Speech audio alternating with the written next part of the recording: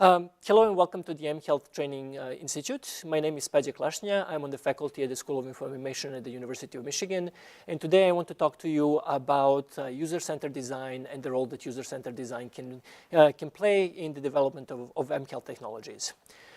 So let's just start with an example so you get a sense of what I'm talking about. What you see on the screen is a picture of Misfit Shine, which is one of the new activity trackers in line with things like Fitbit and Jawbone app that has come out last year. And it's one of the better products in this product category. They're very nicely designed hardware. There is a wonderful, well-designed mobile phone application. And when they first came out, I bought one. My wife saw it. She really loved it and took it away from me and started using it.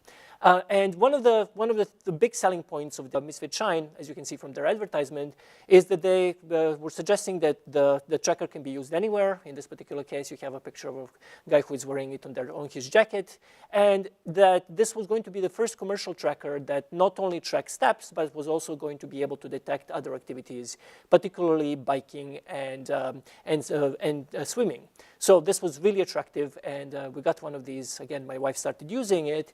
And about 2 weeks later, I opened our closet in the bedroom, and there is the tracker sitting in the back of the closet next to the hairdryer.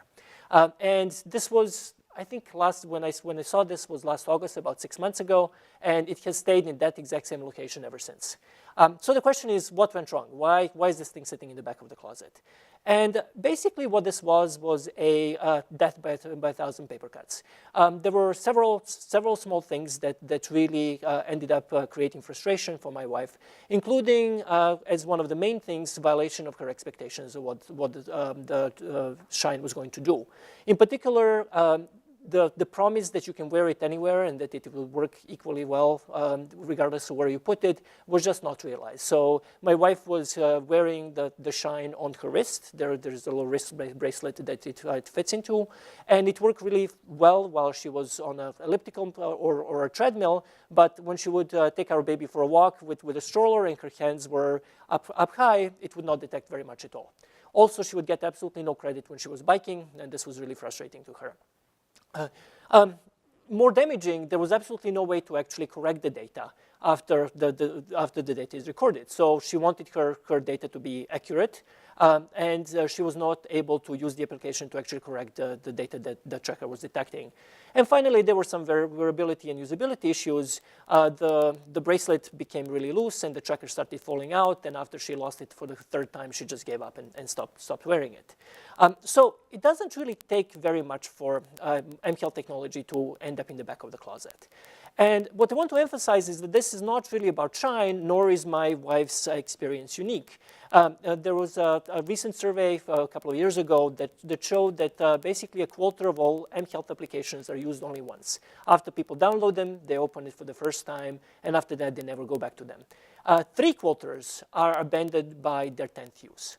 This is not good. So if we're planning to actually develop technologies that can help effectively individuals to manage their chronic conditions, to make changes to their behavior, and then maintain those changes over time, we really need to do a lot better than creating applications that are only used for a handful of times and then abandoned. So the question is, how do we develop applications mHealth applications that people will want to use over the long term, and therefore for the applications to have a chance to really be effective for those individuals. And I want to suggest in today's talk that at least a part of the answer to that question is that you need to really carefully think about design of how these applications work. So design, I think, is a prerequisite for making good mHealth applications. And I would want to suggest that in all of your mHealth projects, you really want to involve someone who has expertise in design. So in the rest of the talk, I want to talk a little bit about what design is. Give you some background of how individuals who are working in user-centered design, which is the part of the design discipline that deals with computational artifacts, work and what their expertise are, and then give you an example of what mHealth work that comes out of that tradition looks like, and what kinds of design considerations you need to be keeping in mind when you're developing mHealth technologies. So what is design? to a lot of people, design is basically synonymous with making things pretty. And making things pretty is good. We like pretty things, but that is actually not what the heart is of a design discipline. And probably one of the best statements that I know of about what design is comes from Steve Jobs, who said that really the key point of design is not how it looks, but how it works. And this notion that really design is about creating something that works in a way that best suits the function that it's trying to accomplish. And that sentiment is also echoed by Charles Eames, a famous designer and architect from mid-20th century, who says that really the design is to create a plan or arrange elements in such a way that to best accomplish a particular purpose. So this notion that really design is all about creating something that best is suited for fulfilling the purpose that it's intended to have is I think one of the core aspects of what you should be thinking about when you think about design. But we don't develop things to work in vacuums, right? Anything that we develop, whether it's a utensil that you use in a kitchen, whether it's an mHealth application, whether it's a building, always works in a particular context and is subject to certain constraints. So the other sort of key piece to think about when you think about design is that design is really about creating things that suit the context of use and the constraints that in the best possible way. So in this particular case, Christopher Alexander, who is one of big names in design thinking, talks about that really design is about creating artifacts that achieve a balance between the form and the context in which that form is going to be used. But most of the time, the constraints and the contextual variables that are influencing the use of an artifact are not all pointing in the same direction. So you will end up having conflicting demands, conflicting constraints. And so really a big part of what designers do is to try to figure out how to make trade-offs between different conflicting demands and then create something that is not just the lowest common denominator of those demands, but something that actually is still a good functional piece of work that meets those demands as well as possible. So Bill Buxton, who is an interaction design thinker, talks about it in terms of the design is compromise. But it's a compromise that is done thoughtfully and intentionally, taking really full notice of what the constraints are and then trying to make something that fits those constraints well. So this is the case for all design disciplines, whether you're talking about architecture, whether you're talking about industrial design. This notion that you're trying to create something that both fulfills its purpose well, while at the same time meeting the demands and the constraints that the artifact will be subject to is the core of the discipline across the board. In the case of computational artifacts, the discipline that deals with creation of interactive systems like mHealth technologies is typically called user-centered design. And you can basically think of this as a discipline that really tries to create functional, usable computational artifacts that fit the context of use in which these devices will be used, as well as other constraints that are such as the ability to actually create healthy changes in behavior or whatever other things that the mHealth technology is supposed to do. And I wanted to just point out that there are different professionals who work in this discipline. Some are on the practitioner side and some are on the research side, and different terms are used for them. So just wanted to orient you to what those terms are. So on the practitioner side, the two terms that are typically used are for individuals who do user-centered design are interaction designer and user experience designer. And for all practical purposes, you can really think of these as being synonymous at this point. There are some artifacts of histories of why the two terms are used, but whether the person is referred to as interaction designer or user experience designer, they're at this point really doing the same kind of work, which is trying to figure out how a particular piece of technology works, what experience people are going to have with using that, and then doing iteration on the product to make something that is really solid and good. On the research side, the two terms that are typically used are human-computer interaction and human-centered computing. And again, the distinctions are subtle. You don't really need to worry about them. But the researchers do similar kind of work, but they're also much more interested in thinking more deeply about what the design processes are, evaluating systems, and then using those evaluations to inform how to develop better systems. In terms of the actual work, there are a number of steps that are characteristic of any type of user design, user-centered design, whether it's done in the industry or in research. And so I want to briefly go over those.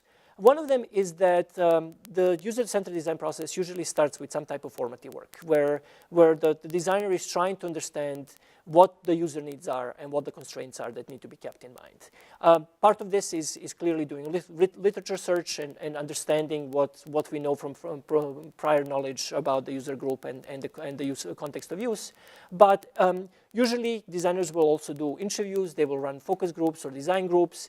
They will do observations. Sometimes they will even put a technology probe, so a piece of technology which is inserted into a user context to see how people react, just to try to uncover what are the various needs that are present in a particular context of use that need to be kept in mind. The second piece is that is important in the design process is formulating the problem. And it turns out that this is actually a really key aspect of what designers do. So designers don't take the problems they're given for granted. Often, as part of the formative work, they're really trying to think about how can this problem be reframed so that we can actually create an effective solution. And I'll just give you a familiar example. If you sort of think about how the transition went from old-style feature phones, mobile phones, to things like BlackBerries and Cheos, and then on to the smartphones that we know today, such as the iPhones and Android devices, the transition there was not just adding more features. It was actually changing what it is that this device is, right? So going to a BlackBerry was actually a transition from having a personal phone to having a personal communication device. These things were optimized not only for telephone calls, but actually for communicating in a number of different ways. Email was clearly part of that, but also BlackBerry Messenger and all of these other types of communication technologies that were fit into the system were made possible by really thinking about this device in a very different way. And then the transition to modern smartphones was really a transition to a device that is now a personal computer that fits into your pocket. That is a general purpose computer that needs to adapt to whatever type of application you throw at it. And the design of these systems is very much optimized for having a system that allows for that. So it wasn't just more features. It was actually fundamentally changing how we think about these devices that made that progress possible. The next step that is a key part of the design process is to really try to concretize in a number of different kinds of representations, both how a particular system is going to be used and the constraints that are relevant for the design of the system. So interaction designers create things like personas, which are idealized, research-based images of people who might be using the system in different contexts. They create scenarios, which are narratives about how a system is going to be used. They create storyboards, which are sort of comic book style visual representations of how systems are used. They try to both represent the actual use of the system and the physical environment and physical relationships that are in which that system use is embedded. And all of these representations are really designed to try to clarify for the designer as much as possible how a system might be used, what other issues need to be addressed, and to take those constraints into account when the system is being designed. Besides the concretizing context, one of the main tasks that designers go through is what is typically called ideation, which is trying to create as many design alternatives as they can based on the research that they have done and the designer's understanding of the problem space. And this is And I want to emphasize this. This is absolutely key to design. So if you think about the design process, really you can think of it as a funnel where really after the initial research is done, the next stage is to try to create as many different alternatives as you can, and then use those alternatives to start making decisions about which ones are good, which ones are worth exploring further, and narrowing that process down.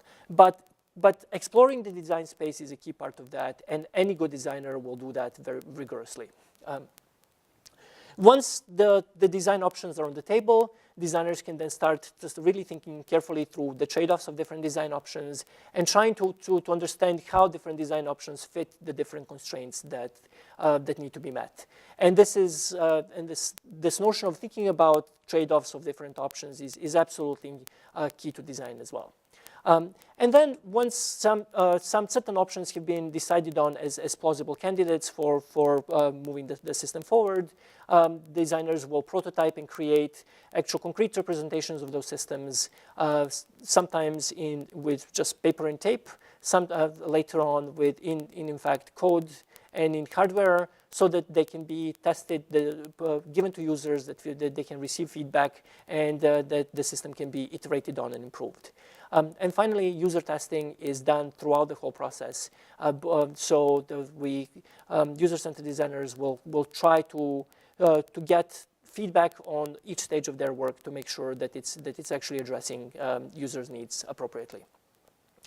I want to emphasize that this is not a linear process. There is a lot of iteration and skills and moving through the different stages in circular ways. And so, but the point of the process is to really try to get as many options on the table, to then use those options to come up with a small set of ideas that can be developed further, and then getting feedback along the way to make sure that the final product is well designed and suits users' needs properly. And I just want to go through one stage of this notion of analyzing trade-offs, so you get a better sense of what that process might look like.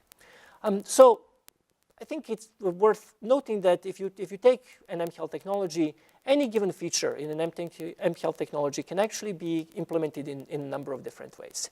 So take something simple like tracking of food intake, for example. This is a very common feature that is used in a number of different applications, from energy balance applications to applications for supporting care during diabetes and so on.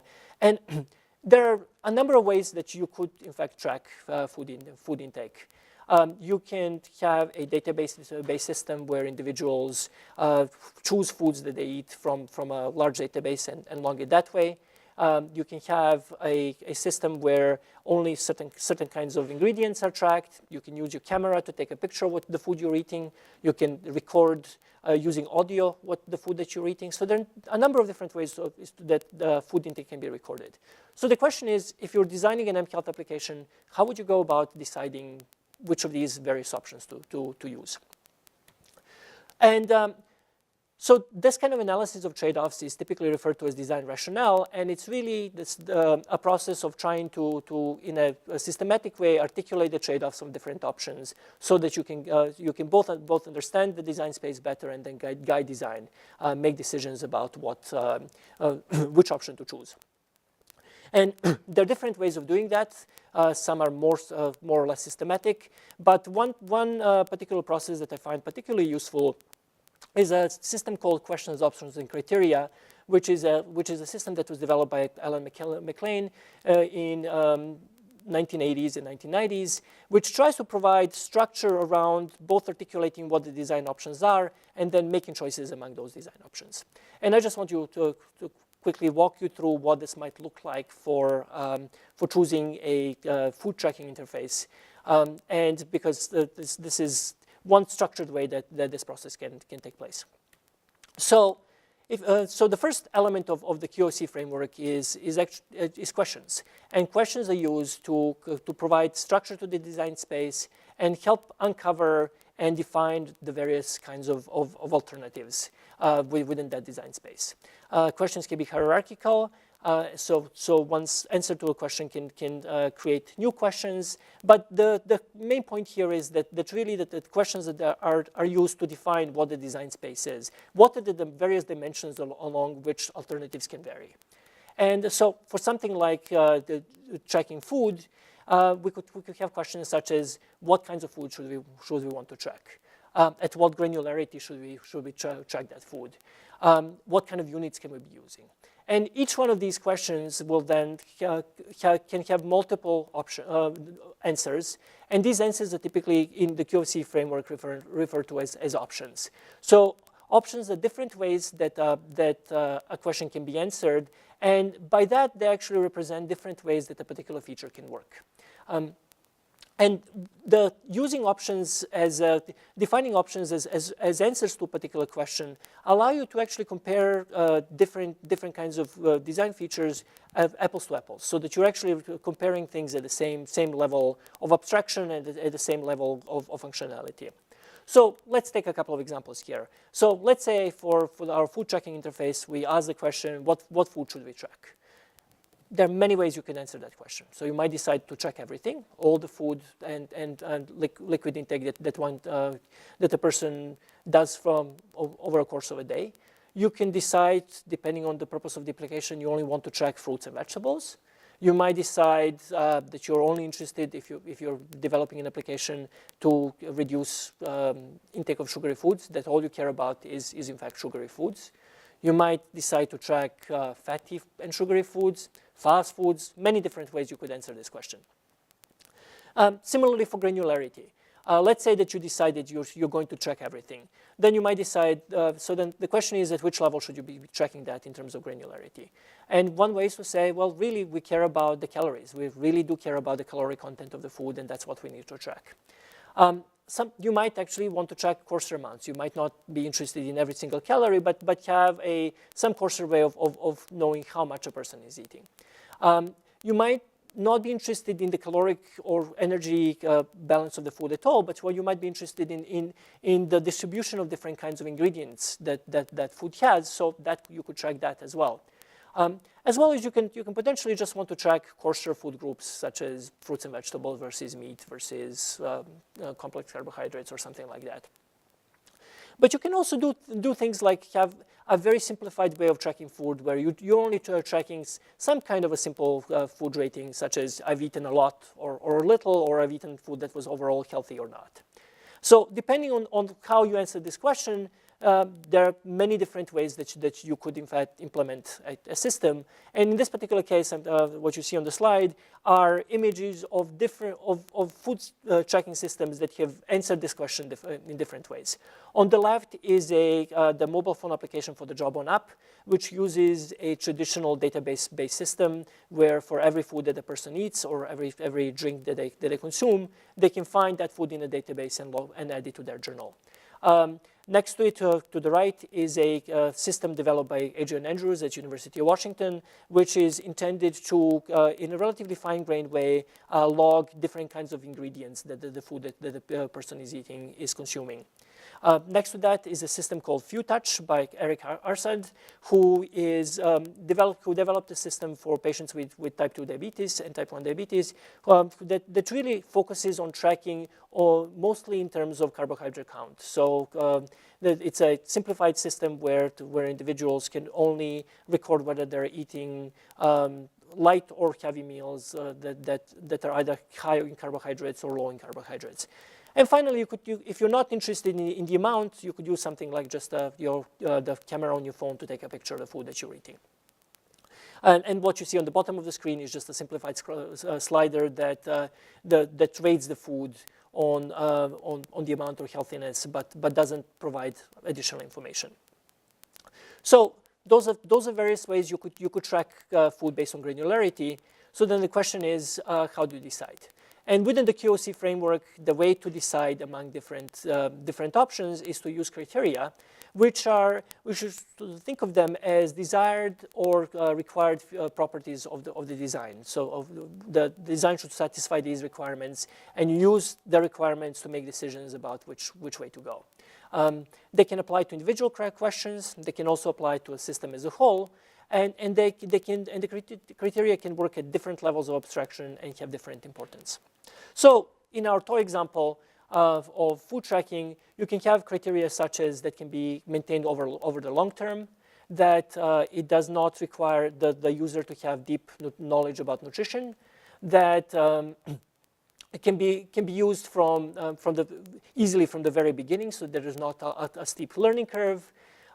Or you might decide, depending on what else the system where food tracking is embedded is doing, that you're really interested in being able to graph or chart the food intake information in some ways. And if we take these kinds of criteria, they can come from different sources. So some of the criteria will come from behavioral theory in the case of mHealth, and the actual behavior techniques that the system is trying to implement. Others will come from formative work with target users and understanding what the user's abilities are and what their needs are. Some will come from just usability, more broadly concerned, so knowing what kind of environment the system will be used for and what the user's expectations of how the system would be like, as well as formative studies of earlier versions of the prototype and other kinds of studies that were done on similar systems. So the criteria come from different places, but wherever they come from, you can actually use them to start making decisions. So if you have something like a criterion that it can be used over a long term, and that it has a relatively shallow learning curve, then potentially a database-based system is not going to work very well because it is very burdensome and labor intensive. The ingredient-based system requires a fair bit of nutritional knowledge, so you might decide to eliminate it because of that. And then you're left with things like being able to log foods based on course categories like the few touch system does, or even just the slider that allows you to just rate the food purely based on amount or healthiness. What's important to note is that something like the camera, using the camera to take a picture of food can actually satisfy a lot of these requirements really well, but in this particular case, it fails on the ability to graph and chart the information because the picture itself does not contain quantitative information that you might need to be able to create such graphs. There are some recent ways of trying to get around that by uploading pictures to a crowdsourcing site like Amazon Turk, but the accuracy and the cost price point of that is still not quite there for commercial use. So then you might end up with only a couple of different options, such as the few touch system that we have here or the slider. And then you might decide that there are actually other criteria that matter as well, such as that that users want to be able to just do this once a day instead of having to do it after every meal. And then something like the slider, which didn't seem like necessarily a very promising option up front, actually ends up being a system that is chosen because it has all the required properties. So this kind of process happens in design at basically every stage of the design process when different features are being considered. And I just want to note a couple of considerations here. One is that often there's actually not a clear answer. That you might end up with 2 or 3 alternatives that all have their distinctive strengths and weaknesses, and then you need to make sure that you pick something that of the good options, whatever seems like to have the most strengths at the time. As part of this, it's also important to know what your most important criteria are, and those will often actually change over the course of the project. So design decisions will be reconsidered, and potentially an option that was initially discarded, a designer will go back to. As well as that this is not purely a theoretical process or something that you just do while sitting in an armchair. You can actually use empirical data as part of understanding whether criteria are being fulfilled or not. So for a system, you might decide that something like speed of use or even efficacy in certain contexts is actually a really, really important criterion, in which case you might want to do studies that provide you the data to say whether a particular kind of design option is fulfilling those criteria or not. So this is not purely theorizing, but empirical data can be used as a part of making these decisions. And Finally, it's important to note that often a particular decision ends up affecting other parts of the system as well. So if you decide to go with a slider in the case of food tracking, that limits what kind of representations of the tracking data you can provide. So it limits the kinds of feedback that you might be able to provide, as well as what kind of correlations or other kinds of calculations you might be able to do with that data, because it provides information at a much lower level of granularity than something like tracking calories would be. So design decisions have consequences not only for how usable a system is going to be, but what else you can do in the system as well. So that's just one example of the kind of process that designers go through as they're working through the design of a system. So I just want to now give you one example of finished systems that have been developed within the context of HCI research. And in particular, I'm doing this in order to give you an example of the usefulness of running small formative evaluations on mHealth technologies. This is something that is commonly done in human-computer interaction. It is less commonly done in health sciences, but within the user-centered design, we understand that even working with a handful of people, 10, 15 people over a few weeks can give you actually a lot of information about how a particular mHealth technology works and what might need to be fixed to make that technology more effective. So the two systems that I'll be presenting are were both designed and led by Sunny Consalvo, who at the time was at Intel Research Seattle. She's currently at Google, and she's one of the people who does some of the best work, in my opinion, in human-computer interaction on mHealth systems. So her first system was something called Houston, and that was developed on Nokia phones with the goal of helping individuals to be more physically active by getting more steps throughout the day. And in this particular case, Houston was actually targeting women and using both the awareness of step count, but also social support as ways of encouraging steps. So the system itself was basically designed to track steps using a pedometer, and then users would manually enter those steps into the Houston application on the phone, and then to share those steps with a small group of friends that in the case of Houston were called fitness buddies. So you would use the pedometer to track your steps throughout the day. You could log those steps in the application multiple times a day, so you didn't have to wait until the very end of the day to do that. And then you could annotate the step count with certain messages. You can say, oh, I went on a 3-mile hike. And then selectively share that information with either all of your fitness buddies, with some individual fitness buddies, or with no one. So you had control over how that information was shared. And if you decide to share the information, then the fitness buddies could respond to your step counts, and they can tell you that you're doing great, or if you keep going, or so on. And then the system had a daily step goal that was established, that was set in the system, and it was established based on both the guidelines and also the individual's own baseline activity levels. And whenever the individual would meet her step count for the day, they would get a little star to indicate that they have met their goal. And so Sunny developed this system and then evaluated it with 15 women who were working in groups of between 3 and 5 over only 3 weeks. So this was a formative evaluation, pilot evaluation of the system that had 15 individuals, but also had a deep qualitative component. So interviews were done both at the beginning of the study and at the end of the study, and they turned out to provide a lot of really interesting information about how a system like this works and what the issues with it might be.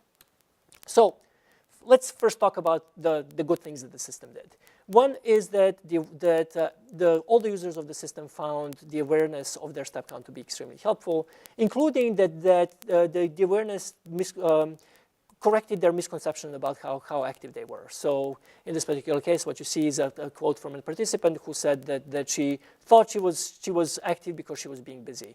But seeing the steps was really enlightening to her to just see that the fact that she is actually doing stuff throughout the day doesn't mean that she's getting a lot of steps. And this is a common finding we find with mHealth technologies that use self-monitoring across the board.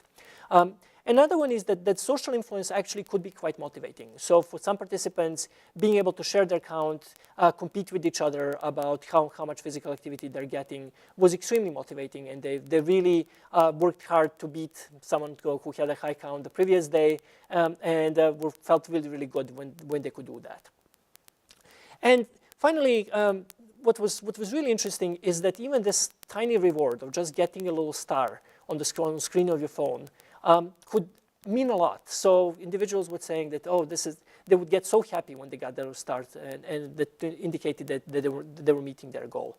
So that really the reward can what we find from that is that the reward can be very, very simple and still be effective for motivating, in this particular case, physical activity.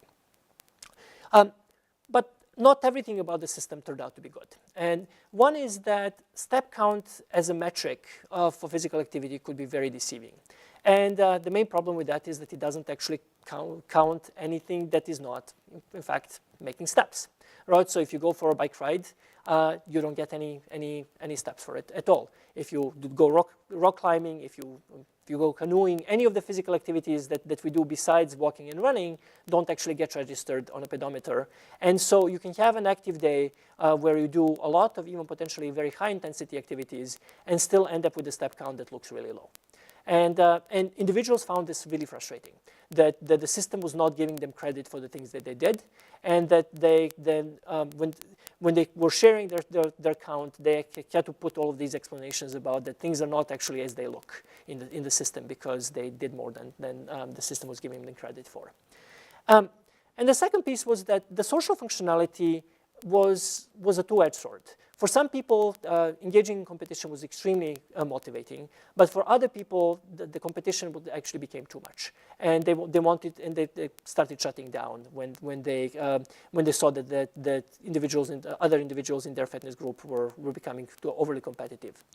In addition, just this notion of sharing with a very small group turned out to be at least partly problematic, because when individuals were not being active, whether because they got really busy at work or because they got sick, they became very hesitant to share. They did not feel comfortable sharing low step counts, and then that created social frictions that the system did not intend to create. And then finally, there was even a completely unexpected and unintended effect, which is connected with this notion that the step count was the main metric that the system was capturing.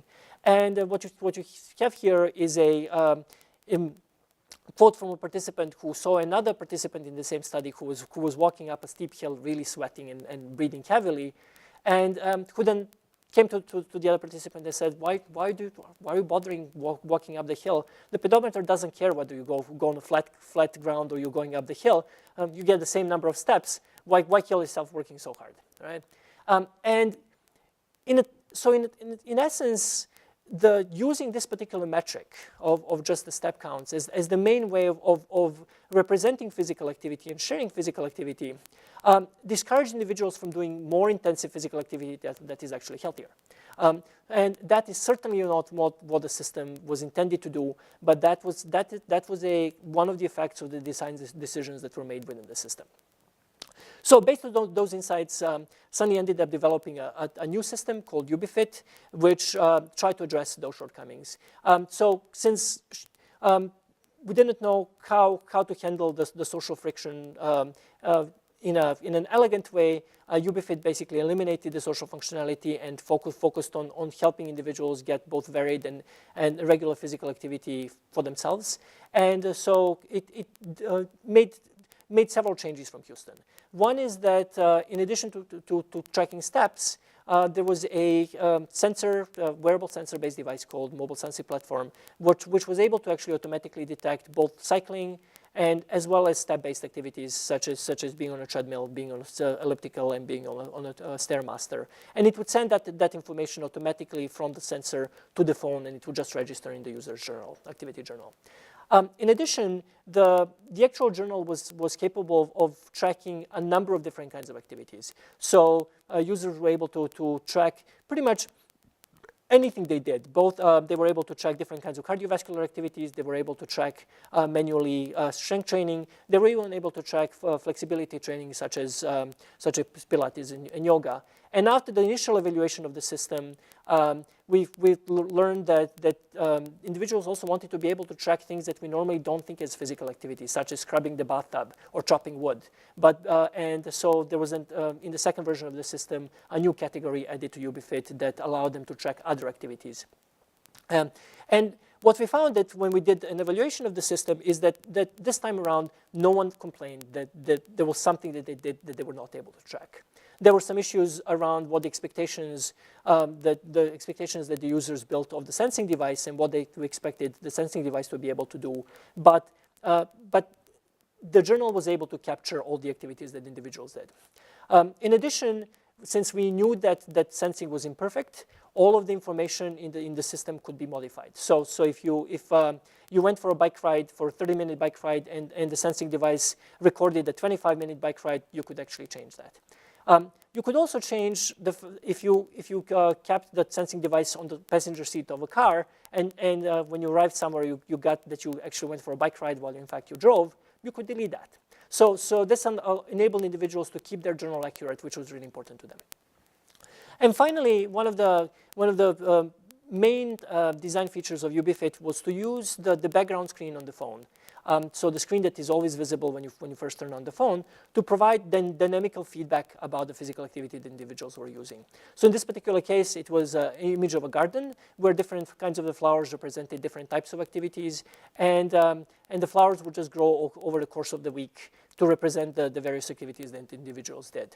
And what this allowed was for individuals to get a really clear sense of how active they've been just by glancing at the phone when they pulled out the phone to make a phone call or to check their calendar or whatnot.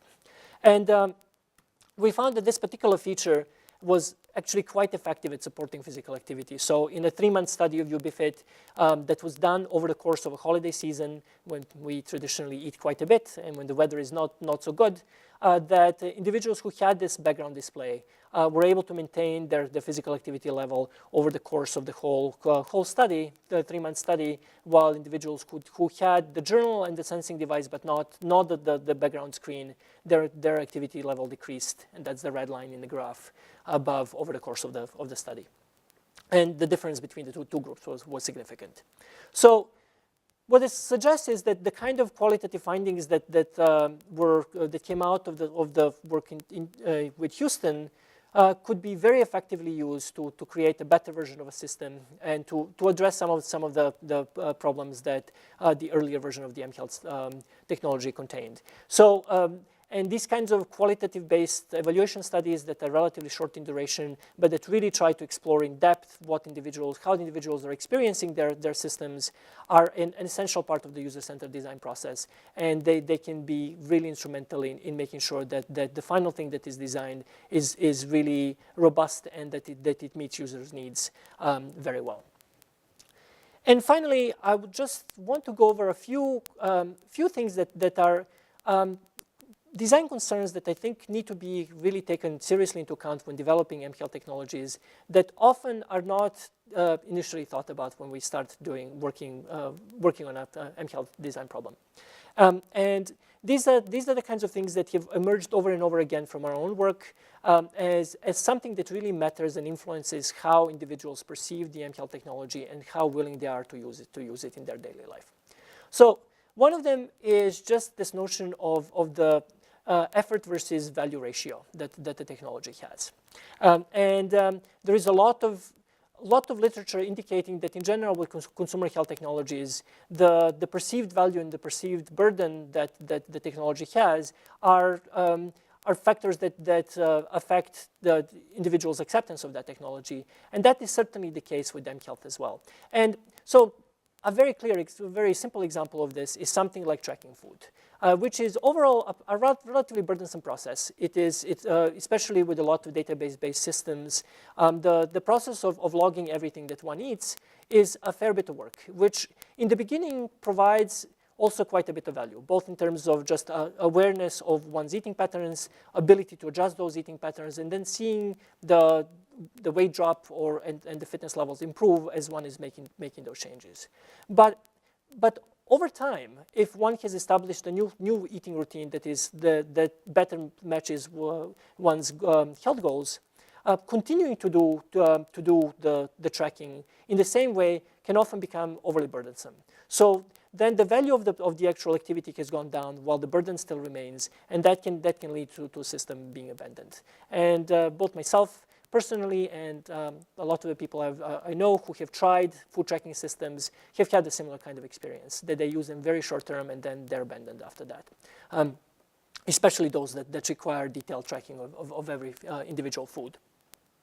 So as part of the design process, it's really important to think about where is the burden, where is the work that's involved in using the technology, and where is the value and the benefits that individuals are getting from that technology. Probably the most notorious version of this problem is in the health sciences are the patient reported outcome measures, which are often quite large questionnaires that individuals fill out online, and then these questionnaires just go away to the physician, and the patients never get any feedback based on them, right? So in this particular case, you have something that is all the work is on the patient side, and all the benefit is actually on the physician side and the care that they're able to provide. So for a mHealth technology to be sustainable and for individuals to continue to want to use it, one needs to really think about this balance and how to create a technology in such a way that the burden, insofar as it's there, is balanced by the benefit that the individual is getting from the technology. And then if that ratio changes, to actually make the changes in the functionality over time so that the balance can be retained. So in the case of food tracking, again, it is possible that the technology could have this kind of calorie-based tracking that is really detailed in the beginning, but then would switch over to some kind of a lighter weight food tracking mode after that can still be maintained, can still provide some information and some awareness, but without all the work that is involved in the full-blown calorie tracking. Another big thing that ends up mattering quite a lot with mHealth technologies is how it actually integrates with people's daily lives. So what you have on the left is a picture of a dress, which is something a lot of women wear, right? And if you think about a lot of the kind of wearable sensors that we have, especially pedometers initially, they were designed to be worn on the waist. So if you're wearing a dress, you're actually not able to wear a sensor like that. The new generations of sensors have solved that problem to some extent because you can use them as a bracelet or they're small enough that can be put in other places. But this kind of just basic usability issue is what do I do when I'm wearing on a day when I'm wearing a dress ends up affecting how one uses the system and how often a particular technology is used. In the case of Houston, this is something that came up repeatedly. It also came up with the mobile sensing platform in our evaluations of UbiFit. So it's something that ends up mattering quite a bit. What you see also in the picture is that this mobile sensing platform device that we use, this was just a research prototype. It's not something what a commercial product would look like. But there was this blue light that indicated that this device was connected to the mobile phone and it was sending the data. You will not believe how many people complained about how bright the light was, especially in context like going to a movie theater and all of a sudden having something that is lighting up the theater, or even shining through their sweater when they're at a meeting, right? So small usability stuff that you wouldn't actually think about up front end up mattering and influencing a person's willingness to use the technology. Again, this notions of affecting social relationships is something that also comes up. In the case of Houston, it created, the application in certain cases created social frictions among friends who did not have those frictions before. Whether the information is shared, whether it's overshared, ends up influencing people's relationships, and that needs to be kept in mind.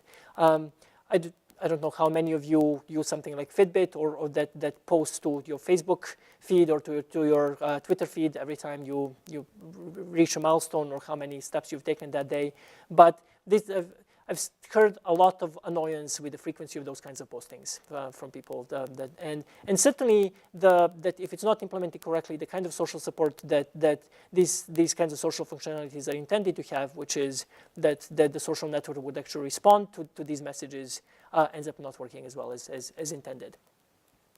And then finally, privacy is something that is really, really key to take very seriously. And this comes in different flavors. Often the kind of sensor information that we're collecting can be used to reconstruct a lot more activities than they were originally intended. So there was a really nice example of this from Andrew Rage's work from a few years ago that found that some wearable sensors that they used to detect stress could also, the same data could be used to reconstruct whether someone is a drug user. And this is not something you might want to share, right? But we've also heard other kinds of concerns about privacy as well. So in the evaluation of UbiFit, one of the things that we did at the end of the final study was to interview participants about how we could make the system better and what kind of trade-offs they would be willing to make to have better automatic detection of physical activity. So one of the things that we offered was the use of GPS, which was at that point becoming a common sensor. And we wanted to see whether individuals would be willing, if once they understand how GPS works, willing to use the GPS to record physical activity. And while a number of participants were perfectly fine with using GPS to get better accuracy and more information about their activity, there were a few cases where that was absolutely unacceptable, including for one participant who had been stalked before and said that she absolutely, under no circumstance, would want to have GPS running on her phone all the time. Similarly, one of the sensors that we offered as a possibility was using audio that was filtered to remove all the frequencies that might be that are needed to reconstruct human speech. So you would be able to actually detect things like bouncing of a basketball or the sound of skiing, but you would not be able to tell what a person is saying. But there were multiple participants who said that absolutely a system that uses audio recording all the time would be unacceptable for them. One of them was a psychotherapist that said that even if the speech could not be detected, there was absolutely no way she could use this in a session with their clients. People who were in confidential meetings at work, who were lawyers, were all absolutely opposed to using this. So even if on the surface a particular kind of sensor or a particular piece of information seems like it should be acceptable, in this case, the audio is not really audio as we normally think about it. It's a set of sound frequencies that can be useful for detecting activities, but not for reconstructing most of the things we typically care about when we talk about audio recording. There were a number of issues came up when we started probing about people's willingness to use this that made it clear that, at least at the time when we read the study, this was not an acceptable, from the privacy perspective, not an acceptable way to go. So there are different ways of handling this. One can think about developing mHealth applications that have where the core functionality is very unobtrusive and is very privacy preserving, but then individuals can opt in an informed way to turning on new features that will give them more information, provide more benefits at the cost of some privacy reductions, but that is something that absolutely has to be kept in mind as part of the design process. So just to conclude, how a particular mHealth application works is really key for to what extent that application will be accepted by the users, and then in the virtue of that, what the chances of success are going to be.